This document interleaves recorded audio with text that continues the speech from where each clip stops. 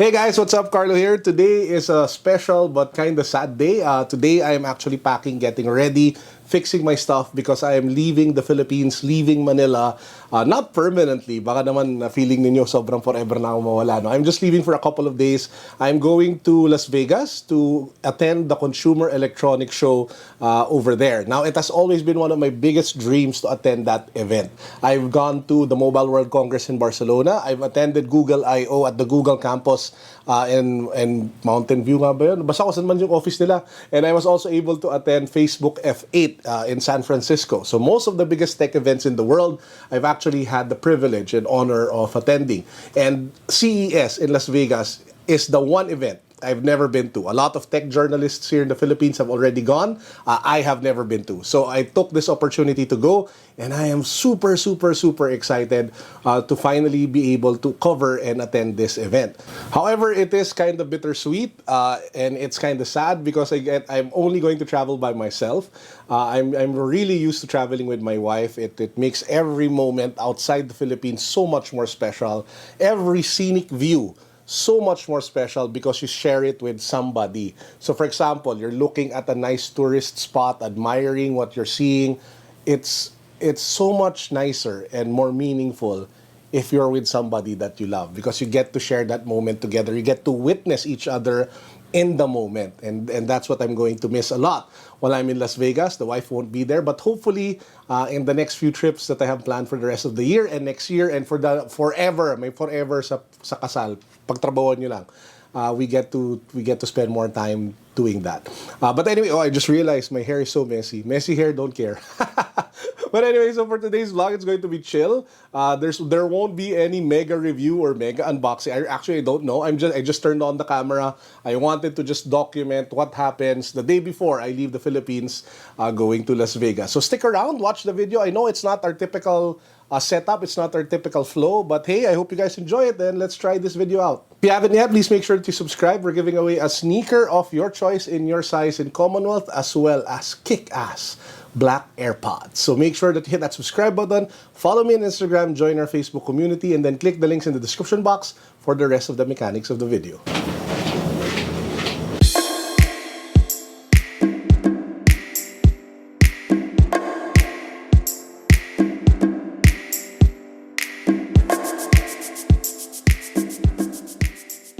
As you guys can tell, I'm in the middle of packing my gear for the trip to Las Vegas.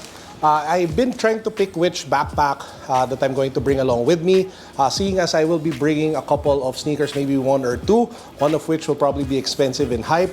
I got myself the latest sneaker backpack from Katha. So I said that we were going to do unboxing, but since it's still packed, might as well do an unboxing anyway. So this backpack is specifically made for sneakerheads. So I'm sure most of you have seen the duffel bags that's being sold, multiple brands, duffel bags for sneaker carrying. Now, what I love about this one is that it is more compact, it is smaller, and it's easier to carry because, again, it is a backpack. So what's inside? So this is what it looks like. It's some sort of like black and yellow backpack, some sort of like black camo print.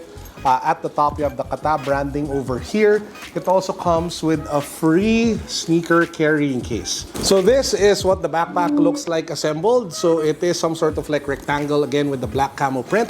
On the side, you have the pockets. And if you open it, it reveals the compartments where you can put your sneakers. So you can actually put three pairs of kicks over here. The Velcro compartments or separators, you can adjust. You can customize depending on what you're putting inside. You can put clothes, and then you can put shoes depending on whatever it is that you need to carry with you. I'll probably be bringing two pairs of sneakers over here, one change of clothes for carry-on, and maybe some gadgets. Now, at the top compartment, you're probably thinking, can I bring that to school? Can I bring that to work? The great thing about this bag is that it has a compartment as well for your laptop, has multiple pockets for electronics and other stuff that you'll probably bring along with you. Let's say if you want to bring like crepe wipes. For every sneakerhead needs crepe wipes, crepe protect, baka naman. So that is the Katha backpack. I'll put a link down below to their Instagram account just in case you guys want to order. Really happy with this one. I think they sell it for a little over 3,000 pesos, so it's not too expensive, just right, and you can bring it. You have a lot of, use for this one, be it carrying sneakers or just an everyday backpack. Now, since we're already on the topic of sneakers that I'll be bringing with me on the trip, I guess it's the best time to show with you guys what pairs of sneakers I'm bringing with me along to Las Vegas.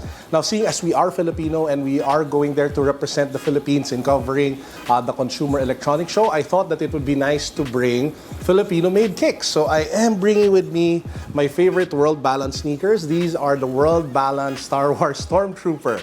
So this actually released I think 2 months ago, and it is made by a local brand called World Balance. So to those who don't know what they are, check them out. If you don't know, just Google them or watch the video of my review of this one. I'll put the link down below. Now, apart from the World Balance Imperial Stormtrooper shoes, I am, of course, bringing along with me a workout shoe, and that is my favorite Ultra Boost. So this is the Ultra Boost 2020, the newest pair that I got that is actually still dead stock. So it still has the tag over here. This is the collaboration with the International Space Lab or the International Space Station.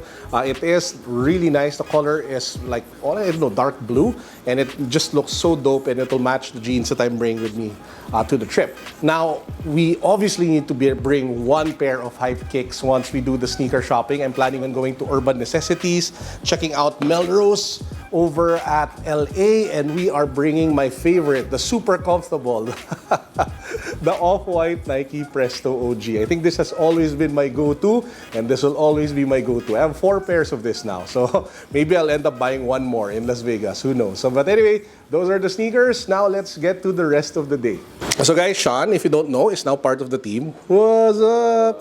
Oh, diba? And one of the things that he'll be, working on while I'm out is our steel cabinet. So just to give you guys a teaser on what to expect, some of the sneakers over here will be going there at really steal prices. So we have an Air Max 720 OBJ, the Yeezy 700 Magnet, a Nike Zoom KD12 YouTube, POD Social Status collaboration, some New Balance sneaker, and the Air Jordan 13 Retro He Got Game. So sizes 12 to 13. We also have sizes 7.5, Project Rock Under Armour sneakers over here.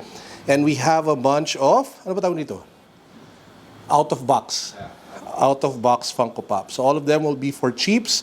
So please do watch out for them in the steel cabinet while I am out of the country. Wow! So what I'll be doing now is I'll go downstairs to the studio. I'll bring you guys along with me. I'm meeting Freddy.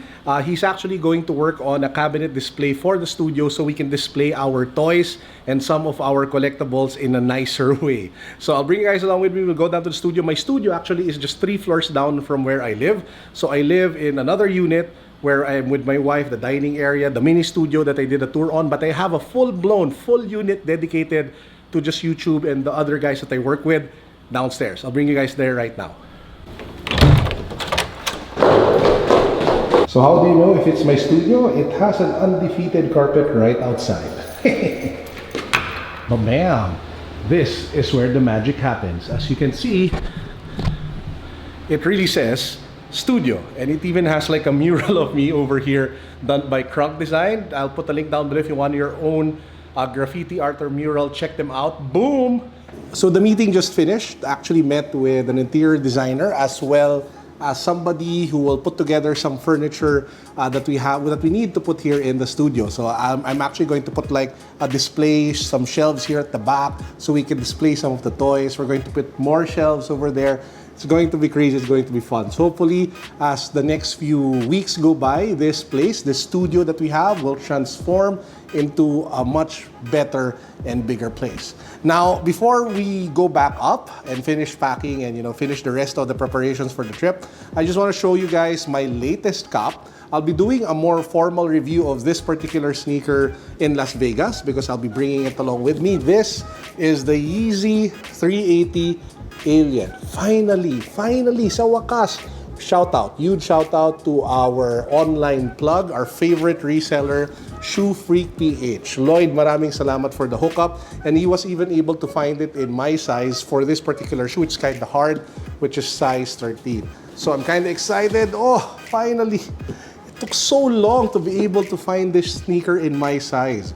And to finally have it here, man, oh man, take a look at that gorgeous sneaker. So we have that weird looking upper, we have the weird looking midsole, and you have the boost underneath. So I'm super happy, super excited, pumped to finally add this to my sneaker collection. So I'll probably wear this going to the airport, as well as my sneaker throughout the trip to Las Vegas and LA. And yeah, so watch out for my review of this shoe. So guys, we're still here in the condo and the wife just arrived. Wushu! Ang mamimiss ko. Okay, and she got me some snacks for the plane. So, paki-explain naman, babe. Mag-unboxing tayo ng snacks. Unboxing. Well, ito, favorite 3-in-1. Kopi ko, baka naman. Baka naman. Oh, snacks for the plane. Not for the plane, when I get to Las Vegas. But it's so Filipino, no, to see like food inside. No, because he gets really hungry and he spends a lot on snacks. So. So when we got this for Christmas, it's macadamias. Nice. And this is a favorite. It's pita and cheeses. Yun. Okay. Mercury drug, baka naman. We're all packed. Sama ka na. Dito ka na sa ano. So I'm packed, ready to go. But before we head on, so